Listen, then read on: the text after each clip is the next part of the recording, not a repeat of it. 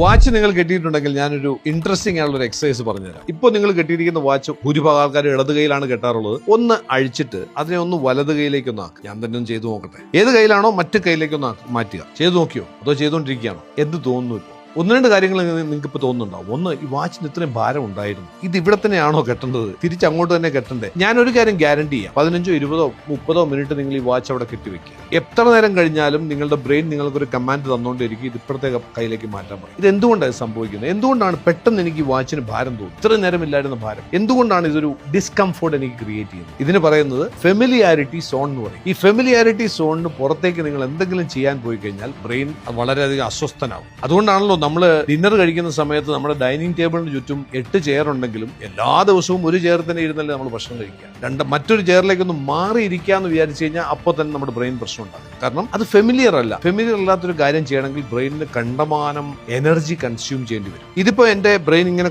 Energy consume ചെയ്തുകൊണ്ടിരിക്കുക. മാത്രമല്ല ഇതിനൊരു പ്രത്യേകതയുണ്ട്. ഈ സമയത്ത് നമ്മുടെ ബ്രെയിനിൽ ഏകദേശം 100 ബില്യൺ ന്യൂറോൺസ് ഉണ്ടെന്ന് പറയാം. ഈ ന്യൂറോൺസ് ഫയർ ചെയ്യുന്നു. വാച്ച് ഈ കയ്യിൽ കെട്ടുമ്പോൾ ഫയർ ചെയ്തുകൊണ്ടിരുന്ന അല്ലാത്ത വേറൊരു ബഞ്ച് ഓഫ് ന്യൂറോൺസ് ഫയർ ചെയ്തു തുടങ്ങി.